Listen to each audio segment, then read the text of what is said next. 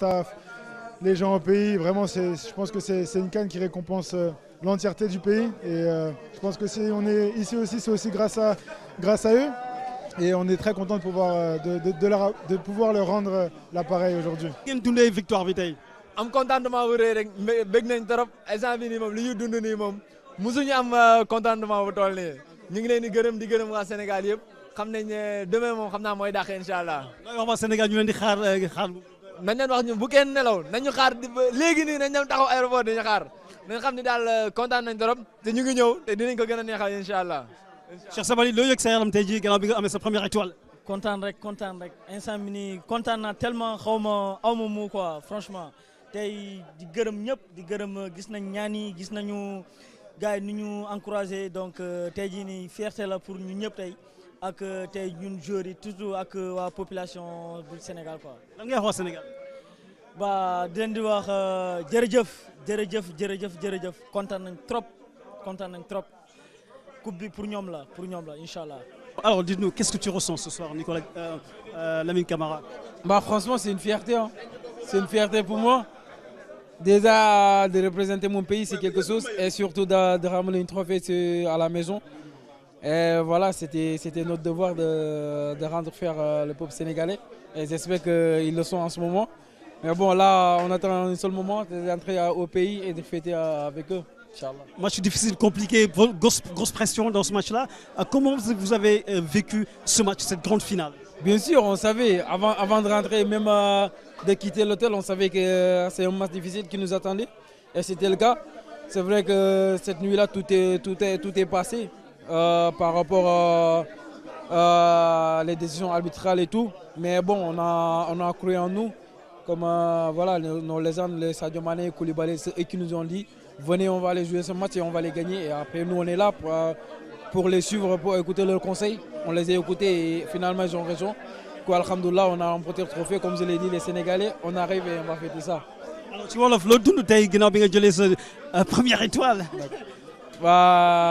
mbégte bu rëy gagner trophée pour sama dëkk. Déjà pour représenter dëkk bi lu rëy la surtout nga gagner coupe indi ko sa dëkk. Donc contenté bu mag te voilà ñu ngi di gërëm tamit sénégalais yi ñoo xamante ne bàyyi ñu gis nañ si tribune bi lu ñu dund yëpp ñu ngi leen di gërëm te voilà xam nañu amuñu seen fay mais def nañu lépp lu indi coupe bi te j'espère que kontaan nañ. wax waa Sénégal ñu ngi lay déglu. waaw ñu ngi leen di gërëm comme ñu ngi leen di remercier daal parce que gis nañ du début à la fin gis bàyyi ñu ñoom ñu suñu ginnaaw tey dund nañ lu nekk si stade bi sifflé nañu.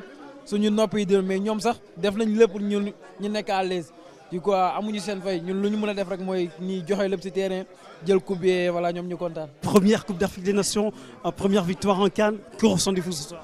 Bah, c'est énorme. Je crois même que j'ai pleuré de joie un peu parce que c'est énorme de faire une première CAN et de la gagner pour la première fois qu'on l'a fait. Franchement, on a un énorme groupe. On a réussi à le faire malgré le désaccord qu'il y a eu. Et franchement, je suis très fier de mes coéquipiers et je suis très fier de moi aussi pour ce qu'on a fait. Qu'est-ce que tu as ressenti ce soir au moment de gagner, de soulever la coupe? Je voulais juste sauter de joie, j'étais super heureux. J'étais heureux pour tout le monde, franchement c'était incroyable. Ginnaaw bi nga joué match bi am une 12e étoile, qu'est-ce que tu ressens ce soir? Voilà, alhamdoulilah, avant tout on remercie le bon Dieu de nous avoir permis de terminer ce match avec une victoire. C'est important pour nous de marquer l'histoire encore une fois. Le monde entier a vu ce qu'on a fait aujourd'hui, ce qu'on a été capable de faire. Mais voilà, nous on a fait les causes. Et c'est Allah qui donne la victoire aujourd'hui. Allah nous a donné la victoire. On va bien se reposer. Surtout, je pense qu'on ne va même pas se reposer en fait. On va juste profiter du moment et on a hâte de rentrer au pays et profiter avec notre peuple et notre pays, avec nos familles. J'imagine votre émotion ce soir, c'est votre 12e étoile en compagnie de Sadio Mané, lui également qui fête sa dernière en CAN. Est-ce que vous en avez parlé? Bien sûr, on en a parlé. Je veux dire que on ne savait pas ce que l'avenir était nous réservé, mais qu'en tout cas on allait tout faire pour gagner cette CAN et qu'on allait la gagner. Mais voilà, après on verra ce qui va se passer. Pour le moment, je ne sais même pas vous expliquer ce que je ressens. Je suis juste trop fatigué, froid et trop hâte d'être au pays. looy wax waa Sénégal ñu ngi lay déglu actuellement. di sant yàlla bu baax di wax alhamdulilah parce que yàlla mooy maye ndam te yàlla may nañu ndam gis nañ lu ñu suñ dëkk lu ñu jaral rayante nañ si terrain bi joxe nañ lépp après voilà lii xew na dañuy sant yàlla bu baax maintenant dañoo yàkkamti trop yekk dëgg ba profité ak suñuy famille ak suñuy mbokk ak suñu population parce que bi xamuñu sax vraiment lu ñuy ressentir quoi dañoo yàkkamti yegg.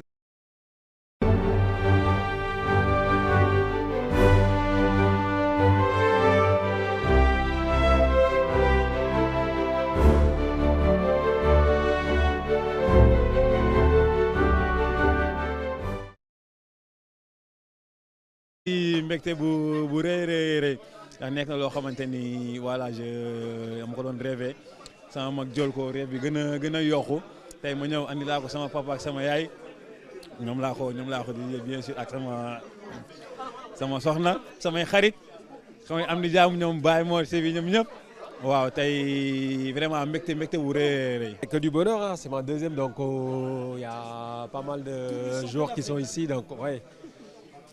Pareil que moi, donc même Ablaye Seck, sa deuxième aussi. Je suis heureux, je suis content, donc j'espère qu'il y en a d'autres aussi qui vont venir.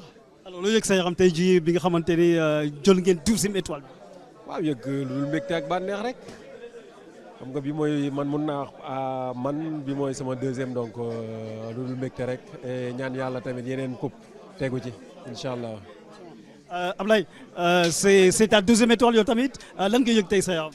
waaw sant yàlla rek mbégte rek wax dëgg fa yàlla bon comme ni ko waxee rek mooy sax amul yàlla xam na loolu mais dañuy dolli sant yàlla comme moo ñu ko joxoon première bi joxaat ñu deuxième bi te dañuy sant yàlla bu baax a baax di sant Sénégalais yëpp kontaan nañ bu baax a baax.